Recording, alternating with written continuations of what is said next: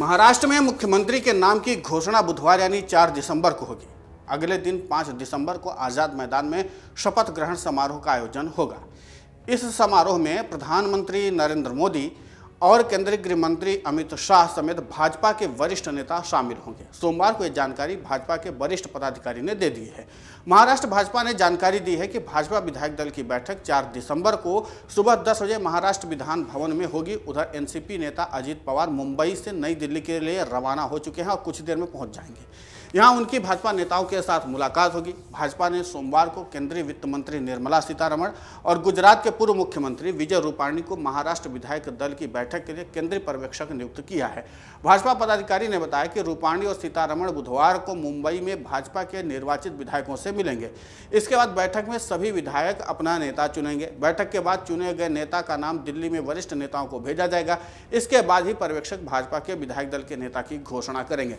अगले दिन 5 दिसंबर को यही नेता मुख्यमंत्री पद की शपथ लेगा। आपको बता दें कि महाराष्ट्र की राजनीति में बीते 9 दिनों से जो राजनीतिक घटनाक्रम चल रहा है उससे लगता है कि उसके पटाक्षेप होने का अब समय नजदीक आ चुका है। बीजेपी अगले 24 से 48 घंटे में शिवसेना शिंदे गुट के नेता और महाराष्ट्र के मौजूदा कार्यवाहक मुख्यमंत्री शिंदे को लेकर के बड़ा फैसला ले सकती है।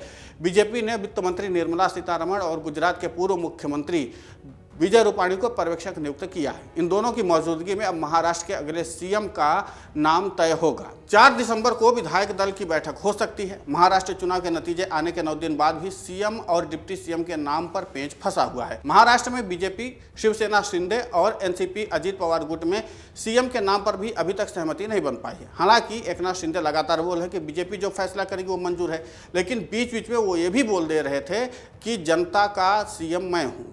हालांकि अजित पवार गुट वाली एनसीपी बीजेपी को पूरा सपोर्ट कर रही है। एनसीपी अजित पवार गुट और शिवसेना शिंदे गुट में सरकार बनाने को लेकर के अंदर ही अंदर कुछ खटास भी देखने को मिल रही है।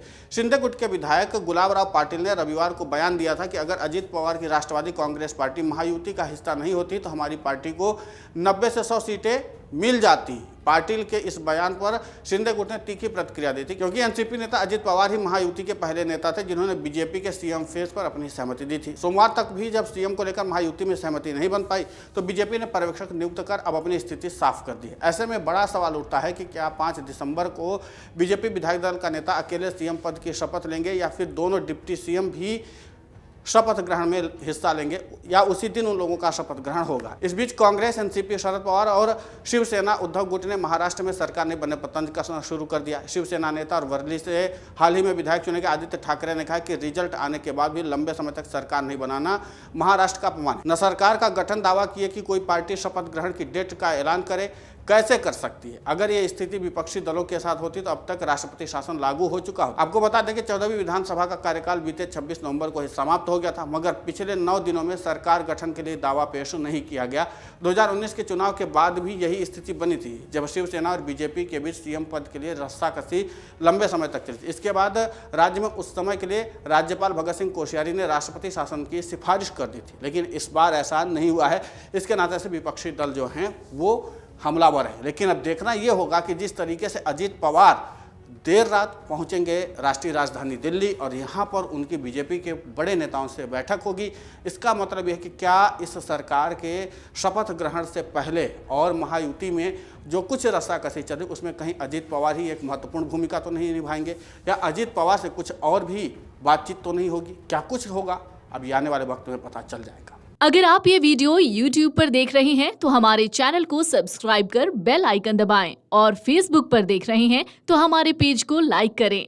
8 मिलियन प्लस सब्सक्राइबर, आपके इस भरोसे के लिए बहुत धन्यवाद।